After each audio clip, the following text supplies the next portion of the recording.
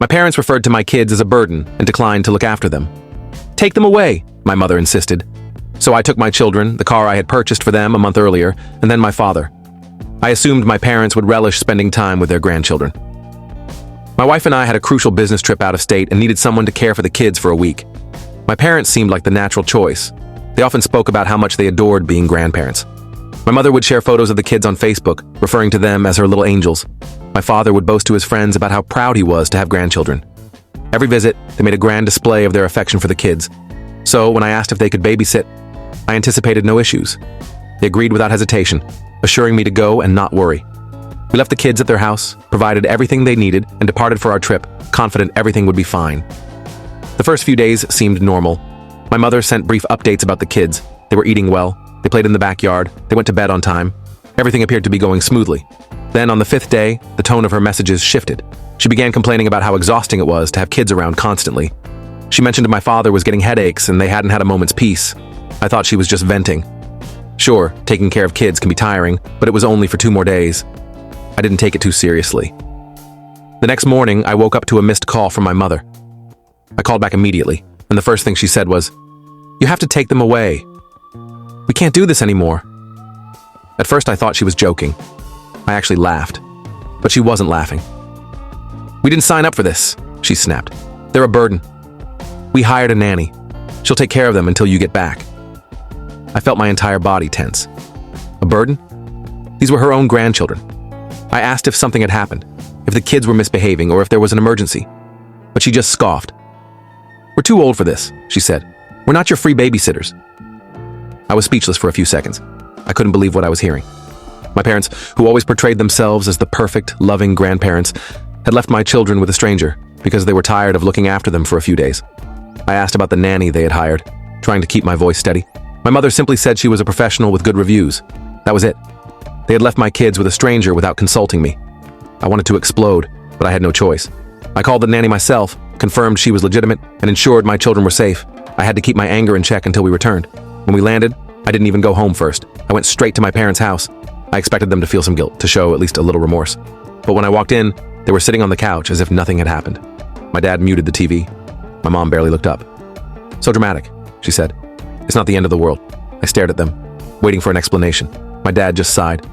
"You act like we left them on the street," he said. "We hired someone. You should be thanking us." I felt something inside me snap. I didn't argue. I didn't scream. I just turned around, got in my car, picked up my kids, and drove home. That was the last time I let them have any control over my life. But they had no idea what was coming. I didn't say a word to my parents after that. I went home, unpacked, spent time with my kids, and tried to calm down.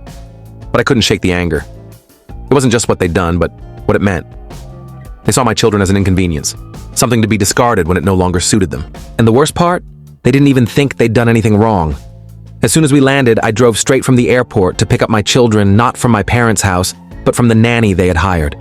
A complete stranger with whom they had left my children because they needed a break. At least the woman seemed decent. She was professional and kind, and the kids were fine. But that wasn't the point. The point was that my parents had made a decision. And now so had I. The next morning, my wife and I sat down to talk about it. She was just as angry, but advised me to sleep on it before making any big decisions. But when I woke up, my mind was clearer, and I knew exactly what had to happen. I wasn't going to beg them to be involved in my children's lives. If they saw them as a burden, fine. They wouldn't have to deal with that burden ever again.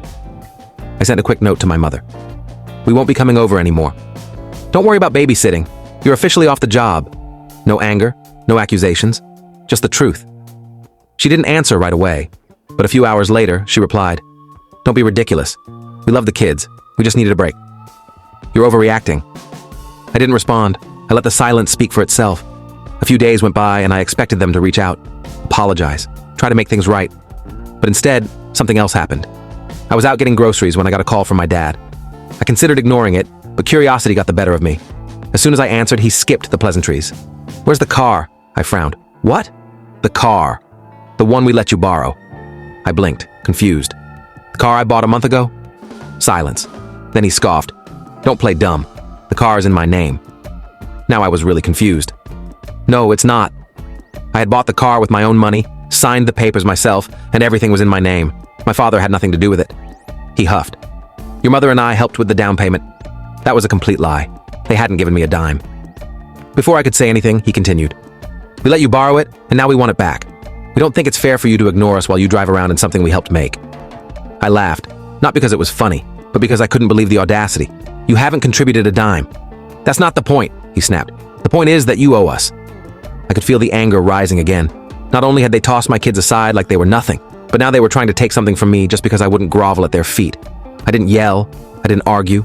I just said, "If you think you have a right to this car, go ahead and take me to court." Then I hung up. An hour later, my mother texted me. "This is how you treat your family, after all we've done for you." That's when it hit me. This wasn't about the car. This wasn't even about the kids. This was about control.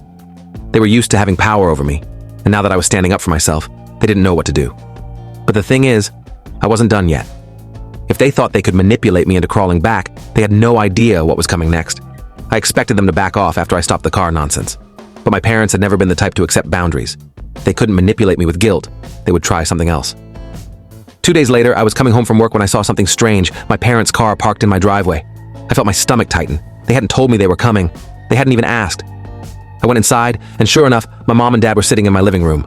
My wife was standing near the kitchen with her arms crossed. She looked furious. The kids were in the playroom, thankfully out of earshot. I didn't even get a chance to ask what they were doing here before my mom spoke. "We need to talk. You're being incredibly unfair." I threw my keys on the counter. "Unfair? You can't just cut us off because of one mistake." I stared at her. "One mistake?" "We didn't mean anything by it," she huffed. "We were tired, we were overwhelmed, but we love our grandchildren and you're punishing us for no reason." I laughed. Not because it was funny, but because it was the same excuse they always used. When they did something cruel, it was never their fault. It was stress or a misunderstanding or my overreaction. I shook my head. "You hired a nanny behind my back, dumped my kids with a stranger, and now you're acting like I'm the problem." My dad jumped in. "It wasn't that serious. You're being dramatic." "Then why are you here?" They both fell silent. That's when I realized something. They weren't here because they felt guilty. They were here because they had lost control. They were so used to having me come back, to making me question myself, that they didn't know what to do when I didn't budge. I sighed. "You're not going to make me feel guilty about letting you walk all over me again." My mother's face twitched. "Fine." She stood and grabbed her purse. "If you want to be stubborn, we'll see what happens when the will is read." I blinked. "What?" My father stood up too, shaking his head. "You think you don't need us? Fine. Just don't come crawling back when we're gone and you realize you threw it all away." I stared at them, trying to process what they were saying. They were threatening me with their inheritance. I couldn't believe it. I almost laughed. "Are you serious?" My mother shrugged. "If you don't want to be a part of this family, you won't be a part of it when we're gone."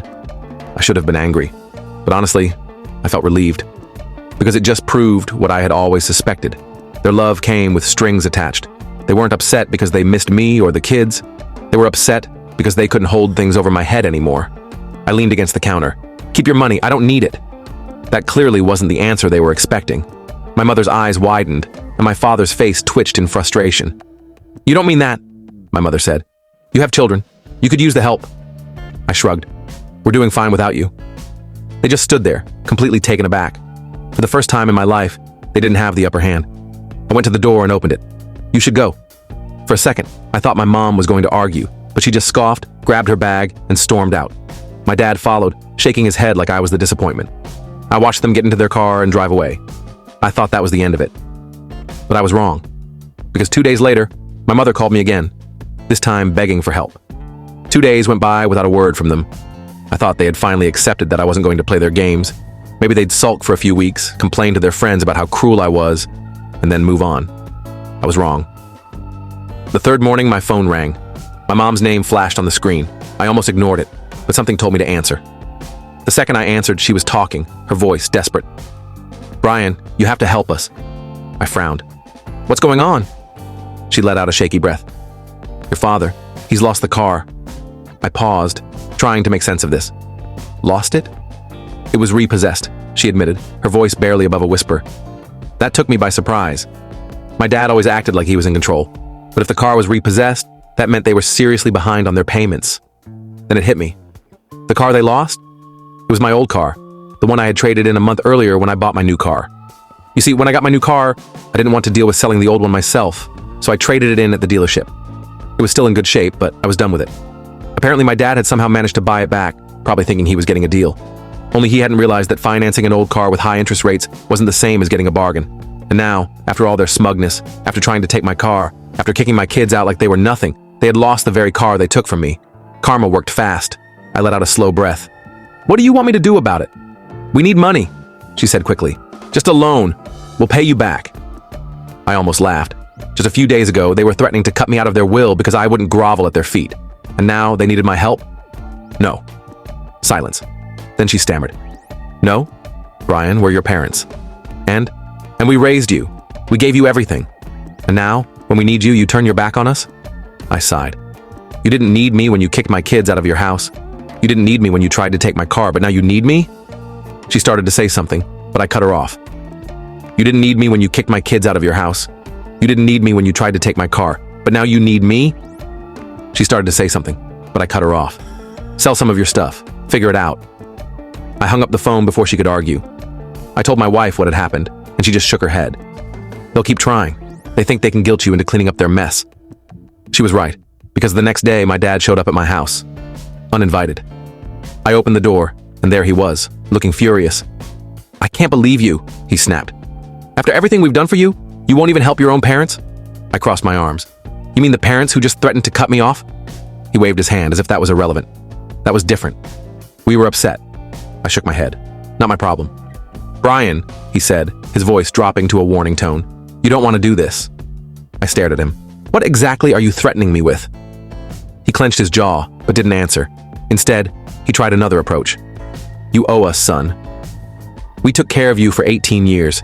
You wouldn't have anything without us." I felt something cold in my chest. "That's what this is about, huh? You think raising me means I owe you for the rest of my life?" He just stared at me, as if he didn't see anything wrong with that logic. I stepped back and pushed the door halfway shut. "I don't owe you anything. Now leave." His face turned red. "You think you're better than us now? You think you don't need a family?" I smiled. "Not the kind of family that tries to manipulate me every chance they get." His eyes darkened. "You'll regret this." I shrugged. "Doubt it." Then I slammed the door in his face. I thought that was the end of it. But the next morning, my wife called me into the kitchen. She held up her phone. "You have to see this." It was my mother's Facebook page, and she had made a very public post about me. My mom's Facebook post was exactly what I expected. Dramatic, self-pitying, and completely dishonest. She portrayed herself as a loving mother who had given everything to her ungrateful son, only to be abandoned when she and my father fell on hard times. She didn't mention kicking my kids out. She didn't mention trying to steal my car. Instead, she wrote about how I had turned my back on my family and refused to help in their time of need. The worst part? People ate it up. Comments poured in from relatives and old family friends, all offering their condolences. Some said they couldn't believe I would treat my own parents this way. Others implied that I was being selfish, that no matter what, family should always come first. A few even suggested that I had become arrogant, that perhaps success had gone to my head. I wasn't surprised, but it still made my blood boil. They had spent years carefully crafting this image of themselves as loving, selfless parents. No one outside the family knew the truth. At first, I considered responding. I could have laid it all out, the way they treated my children, the way they tried to manipulate me, the fact that they were only in this situation because of their own bad choices. But I stopped myself. My parents thrived on drama. They wanted me to react. They wanted to drag me into a public fight where they could play the victim. So I did nothing. I let them have their little performance. Then something unexpected happened. Later that afternoon, I received a message from my aunt, my mother's older sister. We weren't particularly close, but she had always been the black sheep of the family, the one person who wouldn't go along with my parents' nonsense. Her message was brief. "Call me now." Curious, I dialed her number. She answered right away. She didn't even say hello. "Do you know what's really going on?" I frowned. "What do you mean?" "Your parents didn't just lose their car. They're in a lot deeper than that." I leaned against the counter. "How do you know that?" "Because your mom called me before she posted that sob story online. She was crying about how they were losing everything and needed money. When I asked why, she got cagey. So I did some digging." I waited, my stomach clenching. "They're drowning in debt," she said. "Credit cards maxed out, second mortgage on the house, loans they can't afford. And from what I could tell, they were counting on you to bail them out." It made sense. My dad had always been obsessed with status, having the nicest house, the latest gadgets, acting like he was better than everyone else. My mother was no different, constantly trying to impress people with expensive vacations and designer clothes. It was no surprise that they had been living beyond their means for years. And now, reality had finally caught up with them. I rubbed my temples. "Why are you telling me this?" She sighed. "Because I know them, Brian. They won't stop at guilt. If they're that desperate, they'll escalate." She wasn't wrong. My parents had never accepted consequences in their lives. If manipulation didn't work, they'd try something worse. I thanked her and hung up, trying to process. A week ago, I had left my children with their grandparents, thinking they were in a safe place. Now I realized my parents' whole life was a lie, and they were about to drag me into the mess they had created. But I had no idea how bad it would get. It was too much of a coincidence. The moment I took my children back and refused to let my parents have control over me, their world suddenly began to fall apart. They lost their car. They were drowning in debt. They begged for money. I wasn't stupid. I knew my parents. They were manipulative, but they weren't ruthless. For them to be so desperate, something else had to be going on. So I started digging. It didn't take long to find out. My aunt was right. My parents had been living on credit for years, but what she didn't know was that they had planned for something like this. They had counted on my financial stability. They expected that eventually they'd be able to guilt me into supporting them. And worse, they weren't playing this game alone. Several relatives were in on it. Old uncles, distant cousins, people I barely spoke to had been subtly pushing the idea of family helping family for months. They weren't just on the sidelines. They expected to benefit. My parents had promised them that if things got tough, I would step in. The moment I took my kids back and shut them down, their whole plan collapsed. They never expected me to say no. I didn't tell my parents what I knew right away. I wanted to see if they'd come clean. So my wife and I went to their house one last time. The moment we walked in, my mother acted as if nothing had happened. She smiled, gestured for us to sit down, and started talking about nonsense, how she had been thinking about redecorating, how the neighbors had a new car. My father just sat there, arms folded, waiting. I didn't play along. I got right to the point. "I know you lied," I said. "I know this was a setup." My mom's face barely changed, but she blinked a little too fast. My dad, on the other hand, let out an exasperated sigh. "Who told you that?" he muttered. I almost laughed. He wasn't even going to deny it. My wife, who had been silent until then, suddenly stood up, and before I could react, she grabbed the edge of the table and flipped it over, sending every single plate, cup, and bowl crashing to the floor. I had never seen her like that. "You gave my children to a stranger!" she screamed. "You lied, you manipulated, and now you have the nerve to act like we owe you?" My mother gasped, her hands flying to her mouth. My father shot up from his chair, but I stepped in front of him before he could say a word. "You will never see our children again," I said, my voice calm. "You don't deserve it." My mother's face crumpled. "Brian, you're done," I said. "With me, with my wife, with my kids. And since you're so obsessed with my car, let me make this clear. You're never going to see it again." My father clenched his jaw. He wasn't used to losing. I didn't give them a chance to respond. I took my wife's hand, turned, and walked out. They called. They texted. They tried to send relatives after us. But it was over. If you enjoyed this wild ride of family drama, betrayal, and revenge, don't forget to hit the like button and subscribe to the channel for more stories like this. Your support means the world to me, and it helps keep this channel growing. Let me know in the comments what you would have done in my situation. Would you have forgiven them, or would you have taken matters into your own hands like I did?